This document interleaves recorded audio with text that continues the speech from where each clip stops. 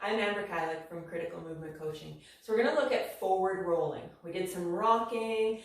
You might have seen the backward rolling video. Now we're going to be moving forward. Forward's really good because if you land something and you need to absorb the landing a little bit more, you can take it into a roll. So looking at forward rolling, we're going to start on our knees.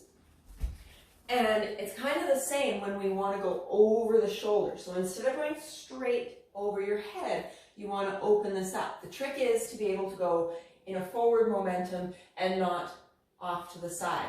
That might be your practice. And what you do is drop that down, push, and roll. See, I kind of went off to the side. So play with it and do both sides, right? We don't want to just roll on one side. So you drop that shoulder, push yourself over. You might find one side's easier than the other. See how it goes?